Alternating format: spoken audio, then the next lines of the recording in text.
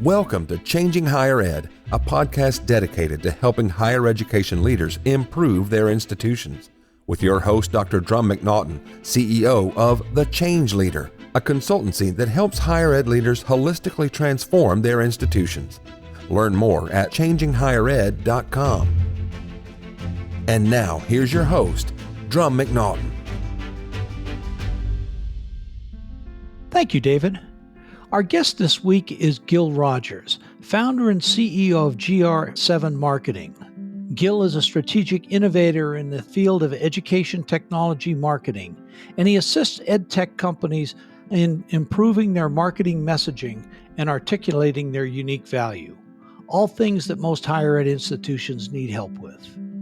Gil has been able to observe the enrollment process in depth over his years in ed tech, and he joins us today to talk about how the enrollment processes have changed and are changing, and how colleges and universities can improve their marketing messages and their enrollment funnel to combat the negative perceptions of higher education and the upcoming enrollment cliff to improve their actual enrollment and persistence rates.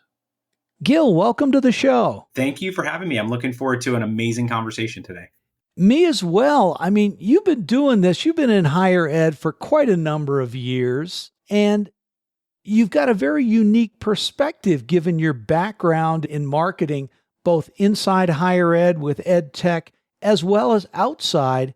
If you wouldn't mind, just give us a bit of your background so listeners can understand what I've come to learn about one of the experts in the field. Absolutely. Well, I started my company, GR7 Marketing, a little over a year ago. A big part of that was I came to the realization after working in ed tech, specifically in marketing roles for probably 15 years or so, that most ed tech companies, specifically small and medium-sized startups, are always looking to add marketing effort. But unfortunately, because of their size, when they start to invest in bringing in marketing leadership, they put all their resources into that role and then don't have enough to be able to actually do the rest of the marketing plan that marketing leader would then want to implement.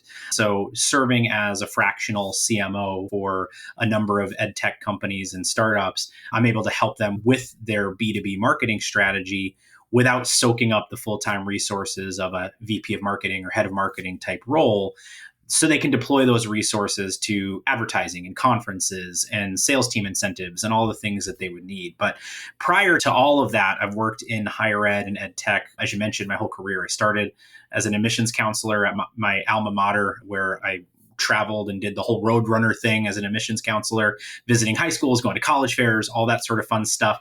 And then I went to a school about 40 minutes down the road to continue that as a progression of my career.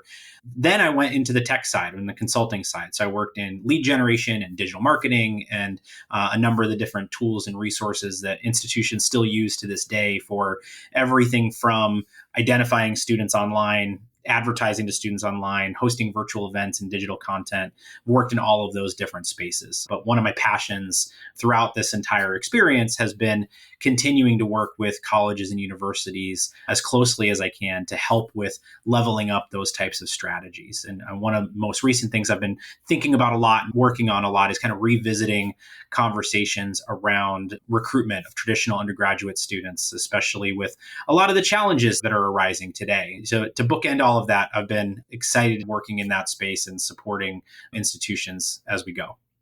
Well, having that background, starting out in enrollment and then moving on to higher and higher roles, it gives you a unique perspective on what's going on with higher ed enrollment. I mean, right now, when you and I were talking earlier this week, there is a triple whammy going on between the reputation of higher education, enrollment cliff, affordability issues, and then for good measure, just throw in the FAFSA problems that they've had.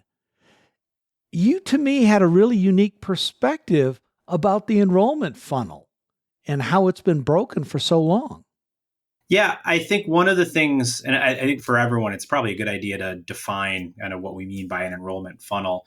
Many probably already know and have a good understanding, but if we think about it, the traditional process of attracting students to our institution, we have a large population of students that we seek to engage and reach. And that's the top of our funnel is that prospect or suspect phase. And traditionally, what we've sought to do is qualify those prospects in some way, get them to say they're interested in our institution. And then we call those students inquiries. And from that bucket of students at that level, we get a certain number of those students to apply.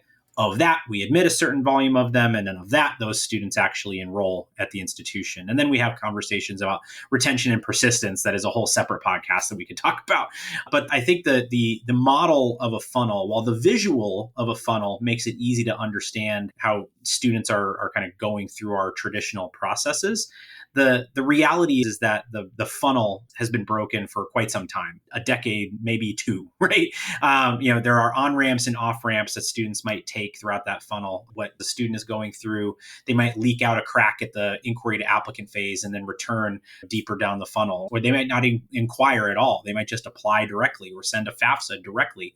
And so what's happened is that we've seen institutions and processes where we want to fill those cracks, right? But those cracks are gaping holes. And at the end of the day, we're putting so much effort and time into getting more and more and more at the top, when we should be really thinking about how do we make a better process at the top that is automated, especially with AI and all of the different opportunities that we have for efficiencies, and redeploy our resources of people to the high impact work. And I'll give you one really good example, right?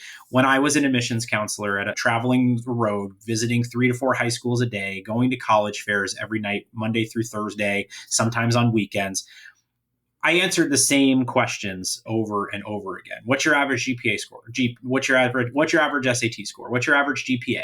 How's your English program, right? It doesn't really matter if it's me or some random talent that we hired to be the person at the table at the college fair answering those questions, because that interaction isn't of high value. Where my value is, and if I'm an admissions counselor, is when a student visits campus and I'm the one greeting them, helping them to find the place they need to be, connecting them with a student and their major, answering the family's direct questions about finances. These are things that we don't want to automate because that's not where the value is and that's not where the interactions are. But all those basic and redundant questions at the top are a missed opportunity right now. And it's been that way. It still is that way today. And it was that way 15 years ago when I was an admissions counselor. And so something is broken. Something's got to give when it comes to how we are reaching and engaging and supporting students throughout the funnel. Mm-hmm. Help me out and help me to understand. You talk about gaps becoming gaping holes. When you say a gap in the enrollment funnel, what do you mean?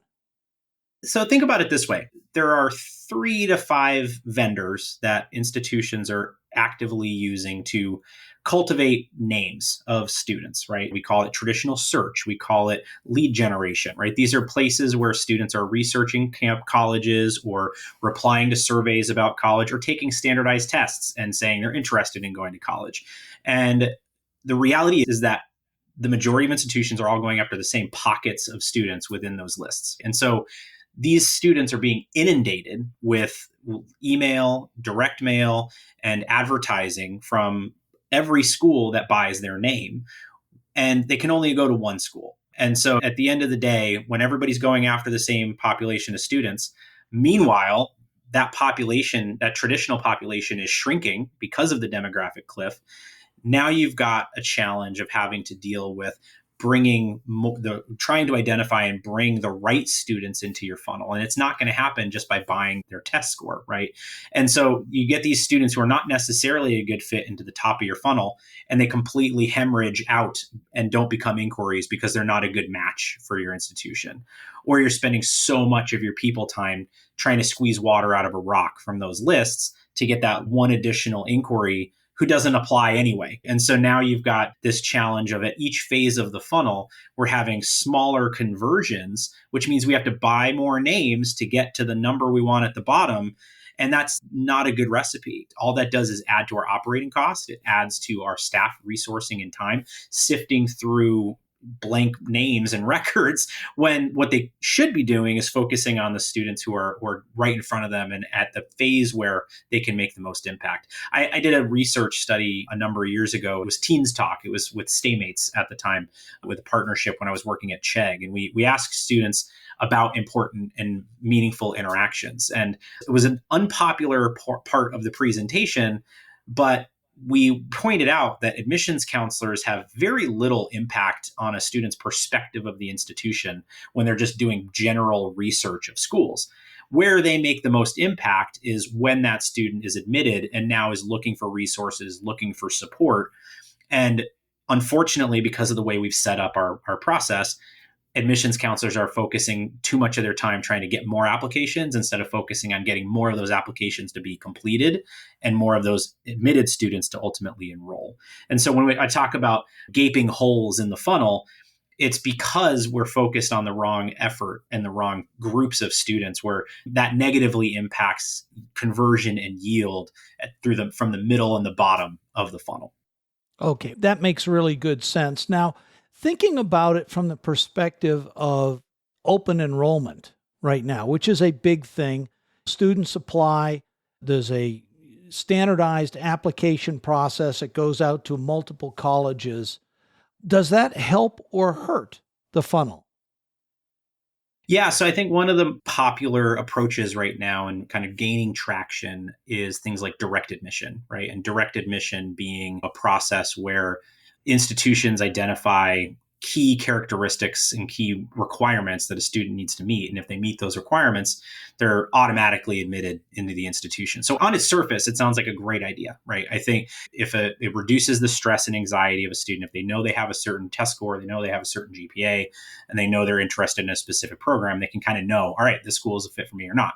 The challenge is that, when institutions are leveraging these types of services, to me, it feels like really expensive lead generation, because what's happening is that institutions are buying lists just like they've been doing from different providers. They're just called a different phase. And then unfortunately, what happens is, because our systems are not quite caught up to this concept yet, these quote unquote admitted students are inserted into our communication flows in our CRM, and they're not treated any differently. And so then they don't yield at the same rate. And so they don't yield at a rate that is really commiserate to the cost, right? And so if you're buying a lead that is 10 times the cost of just a name that you buy from a list, that list of those leads better convert at 10 times the rate of just buying the list and marketing to them directly. Otherwise, it's not a viable investment. Like I said, on its surface, and the intent and the idea of direct admission, I feel very strongly is a great one.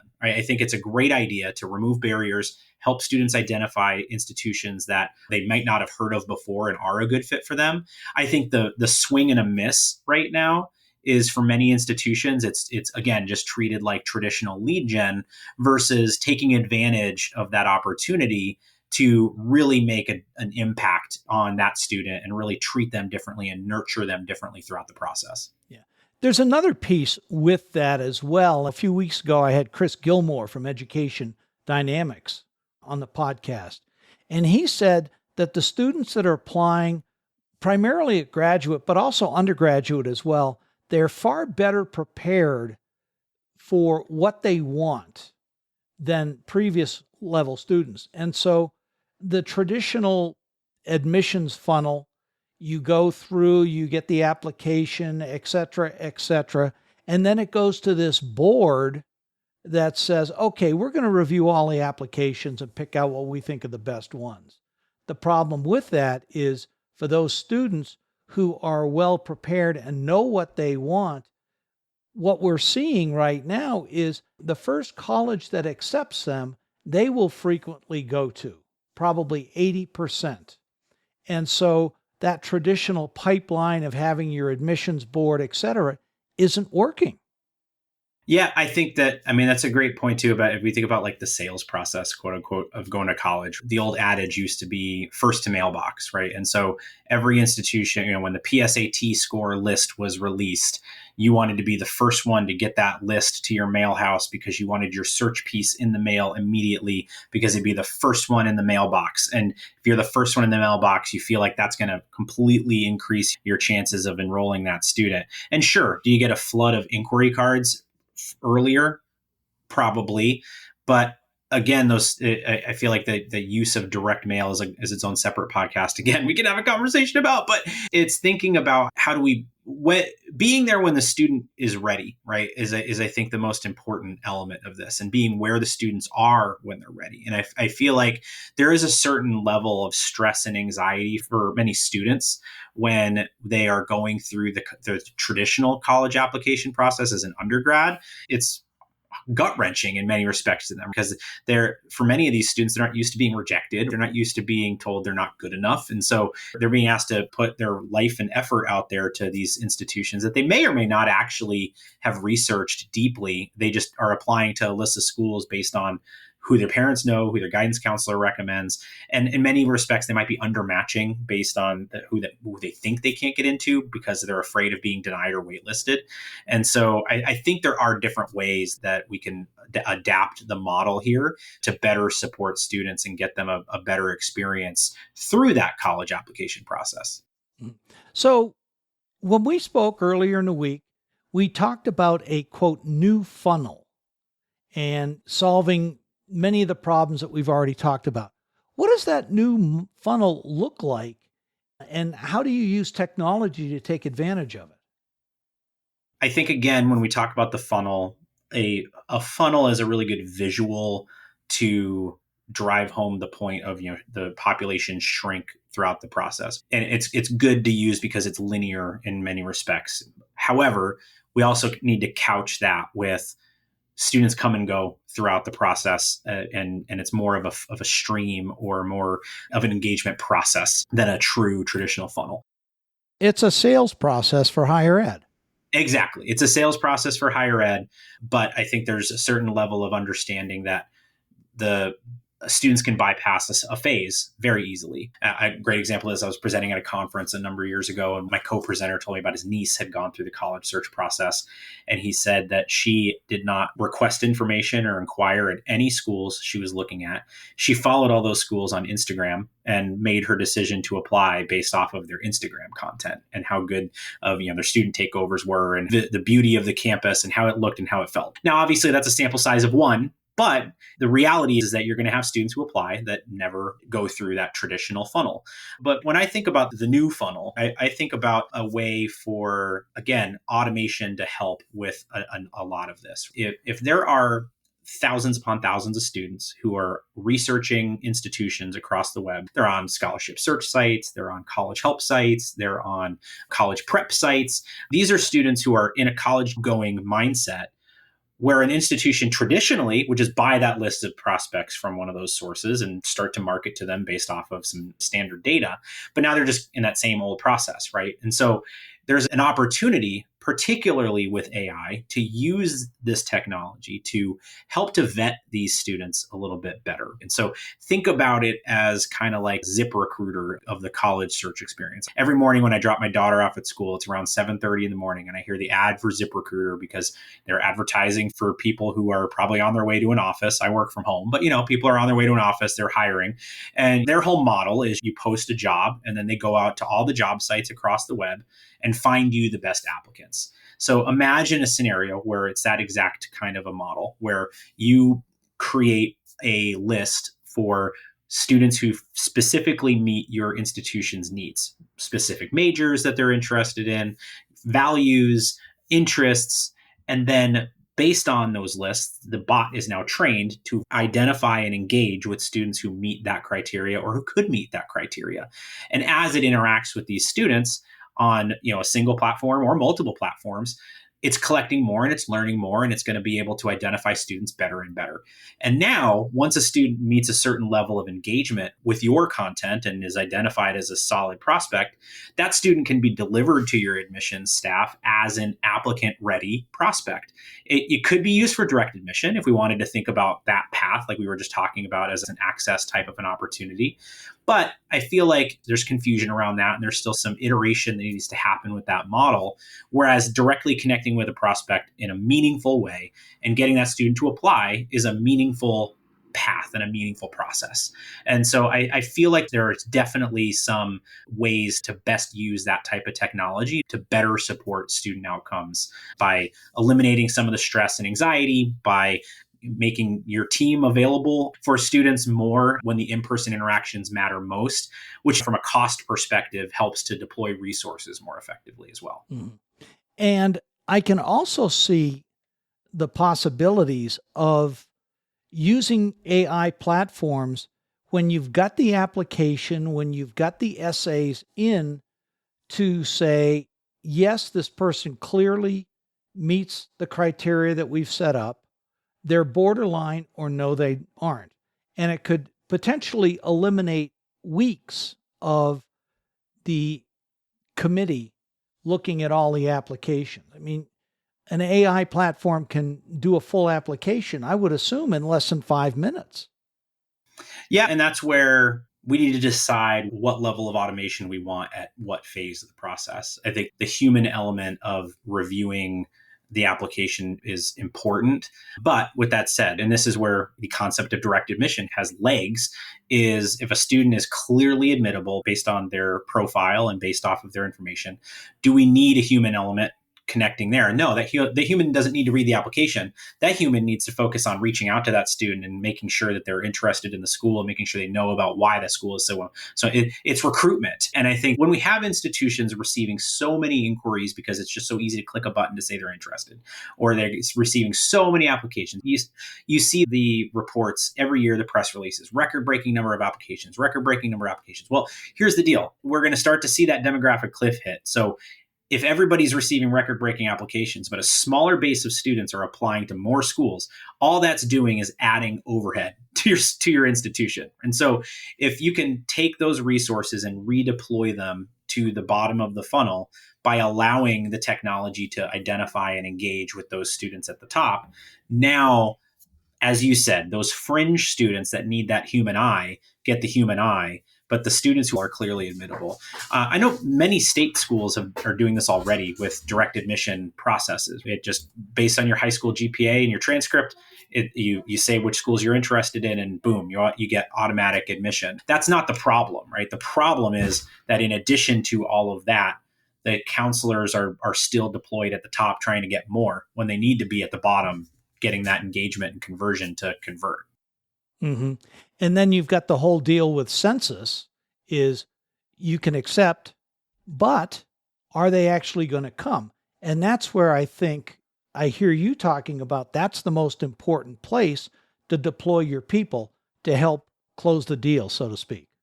Yeah, absolutely. And I think if we apply the sales analogy again to higher ed, good sales organization is going to have their salespeople unlocked from all distractions and laser focused on the most important activities to drive revenue. It's hard to swallow sometimes in higher ed that your admissions staff is your sales team, but that's the reality. The difference is that your sales team is hyper mission focused, student centric, and wants to do the job of engaging with students directly. I was on a webinar a couple weeks ago with Enroll. Tej Matil has a really great research study on the time that admissions counselors spend not recruiting students. And it's eye-opening how much time is spent on data entry, how much time is spent on number crunching and looking at spreadsheets.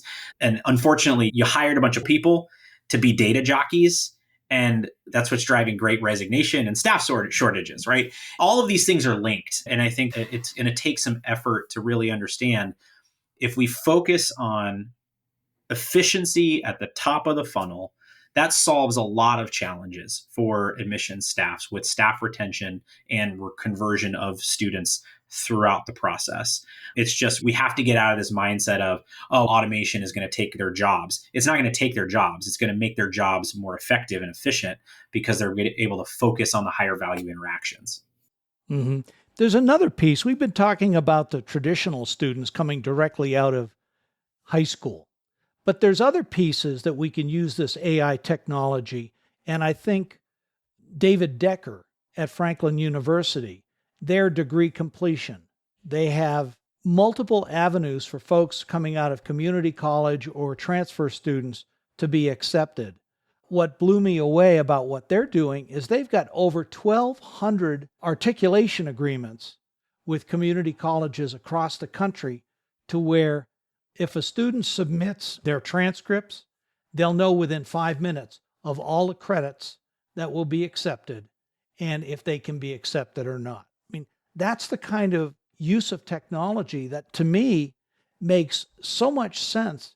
You're not wasting people's time doing data crunching or having to send transcripts to faculty saying, this is from XYZ University or community college. Do we accept these credits? It's like, no. If you're in the database, we accept the credits, period.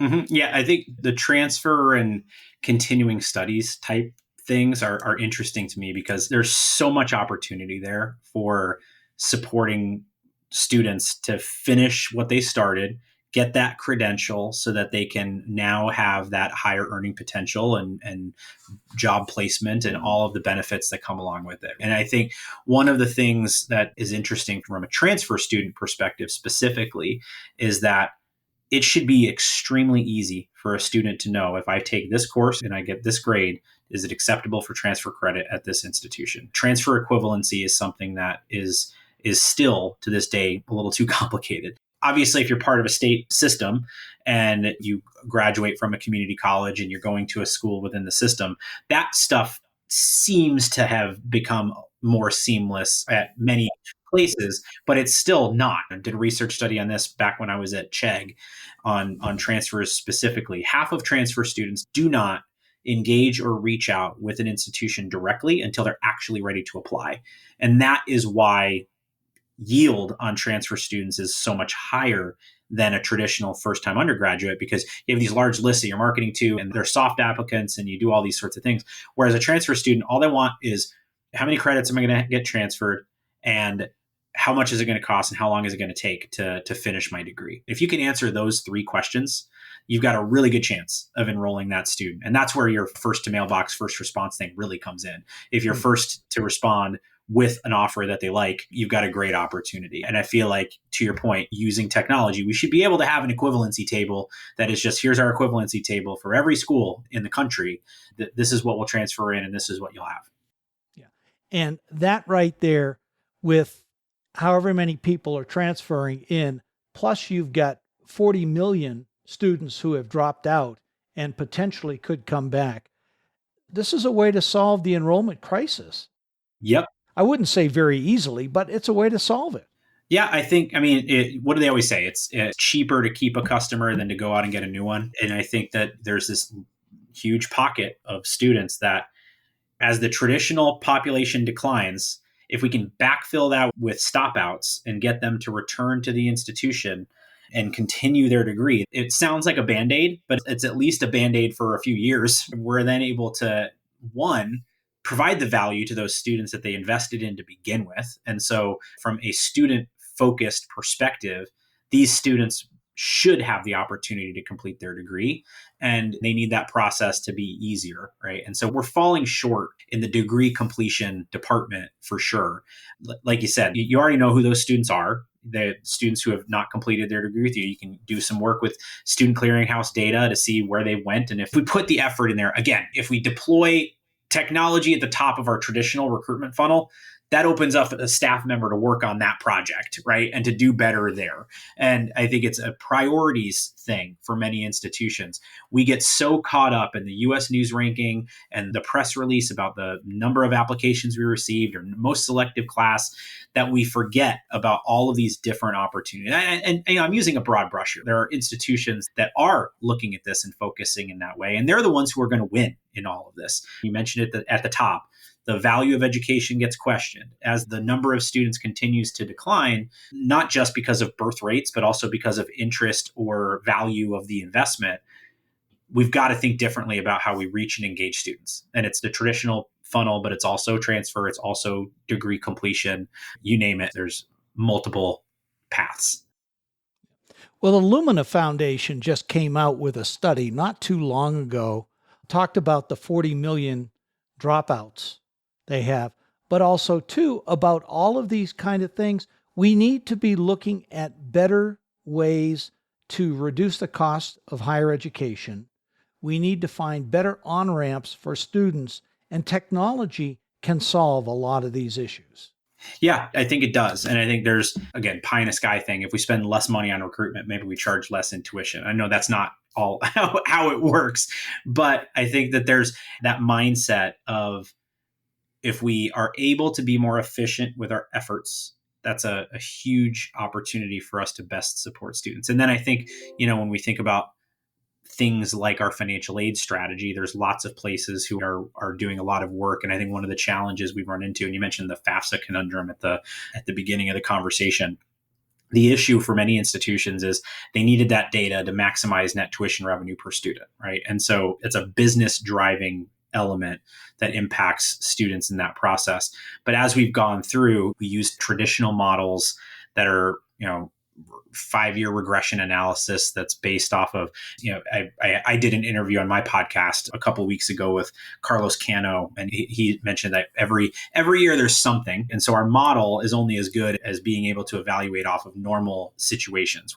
We don't have a normal cycle over the past 5 years to be able to reliably use these big box store type of approaches. So I recommend to a lot of institutions to really think about, is that something they could actually do in-house, or do they work with a smaller, more nimble firm to be able to really be better about that? Because I think part of it is how we're divvying up money and how we're making resources available. The other is, and I've had conversations about this a lot recently, is just things like merit aid. Merit aid is just a discount on tuition. It's not real money, it's play money, right? And you can't just say, oh, I got a $12,000 scholarship, I'm going to use that to buy books. No, that's $12,000 discount off of your tuition. And so tuition resets, obviously being a strategy, but the reality that I think many of us all understand is that the reason why merit aid is important or effective to some extent, or to the main extent, is that when you get to the water cooler talk of the application process, mom and dad are at soccer games with their junior or their senior,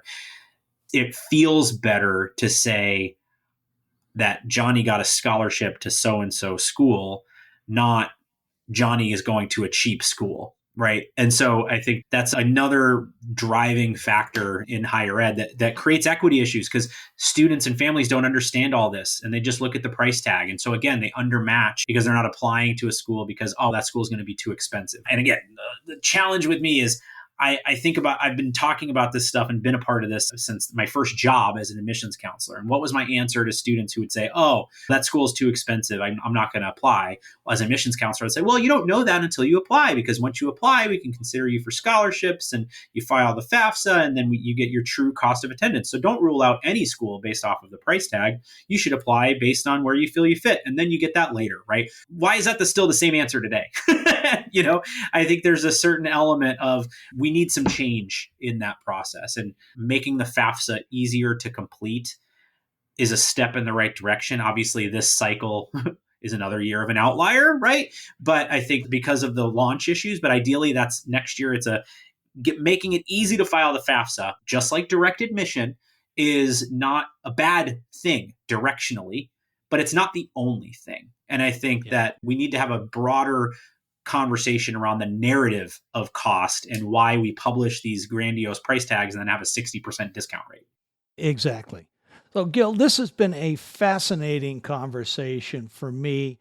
You've raised more questions, I think, than we've gotten answers, which to me is the way a good podcast should be. Is like, it makes people stop and think.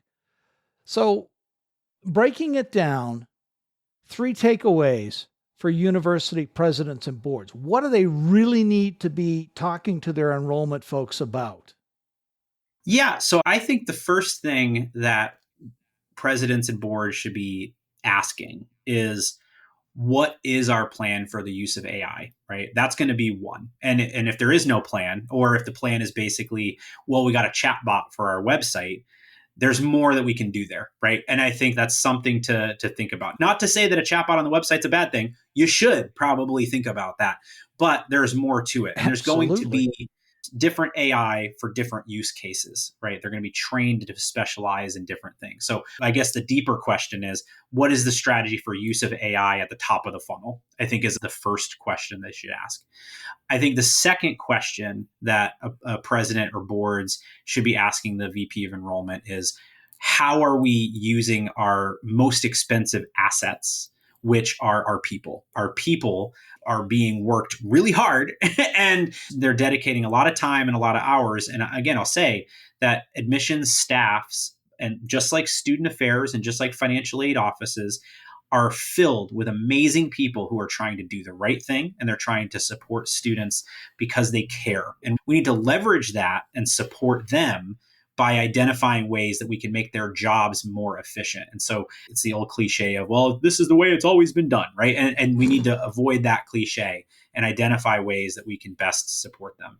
And then I think the last is the affordability point is, and this is more for probably, VP of enrollment or head of financial aid, and obviously your chief business officer and registrar and bursar, they need to be part of these conversations, is what is our financial aid strategy to ensure that we are going to weather this enrollment cliff? And it could be incentives we have for students to return. Do we waive their current debt if they are able to put down a deposit for a future program, right? What are things that we can do? Because at the end of the day, that's your discount rate, is foregoing the sunk cost of what they might owe on a prior bill if they're going to finish their degree. And so I think that there's certain things around what can we do financially to grow enrollment by bringing students back who have departed and attracting more transfer students. Unfortunately, broadly, it's a zero-sum game, right? The institutions that execute and do it well are going to be the ones that are sustained and survive and thrive, and the ones that don't are going to find themselves in a tough situation. Yeah, and we're seeing a lot of that tough situation right now. I read something today that one college a week is closing. That means this year we'll have over 50 colleges closing, which is not a good stat. Yeah. Gil, what's next for you? Well, let's see. Aside from spending the summer in the pool with my kids, because that is what we need to do up in here. We have a very narrow window in Maine for when it's sunny and nice out, so we'll be taking care of that. But I continue weekly to publish my podcast. It's FYI for your institution. It's presented by Mongoose. We have conversations with a wide variety of folks related to enrollment, fundraising, advancement, student retention. So find that on your favorite podcasting app. And when you're done listening to this podcast, you can go listen to that one. That's my fun project that I get to work on with them. And as a fractional CMO, I continue my work with my clients to help with the outcomes that they're looking for. What's great is all of the companies that I work with are all doing really cool things to support better student outcomes. That's one of my benchmarks for wanting to work with a company, is really seeing what they're doing and the impact that they're making on student success. So that's what I'll be doing, hopefully, for years to come. Well, it's been a pleasure having you on the show. I look forward to the next time we have a chance to chat. I know we'll never run out of great topics, so thank you. Awesome. Appreciate it. Thanks for listening, and a special thank you to our guest, Gil Rogers, founder and CEO of GR7 Marketing, and for his sharing his thoughts on how our higher ed institutions can improve their marketing funnels. Tune in next week when we welcome back Madeline Pumariega back to the show. As you know, Madeline is the president of Miami-Dade College, and one of their key initiatives is creating programs that focus on educating students on AI. We can't, as an industry, run away from AI, and Madeline will show us how MDC has embraced it and the benefits that it has had to the college and its students who are now learning how to use AI ethically. Thanks for listening. See you next week. Changing Higher Ed is a production of The Change Leader, a consultancy committed to transforming higher ed institutions. Find more information about this topic along with show notes on this episode at changinghighered.com. If you've enjoyed this podcast, please subscribe to the show, and we would also value your honest rating and review. Email any questions, comments, or recommendations for topics or guests to podcast@changinghighered.com. Changing Higher Ed is produced and hosted by Dr. Drumm McNaughton, post-production by David L. White.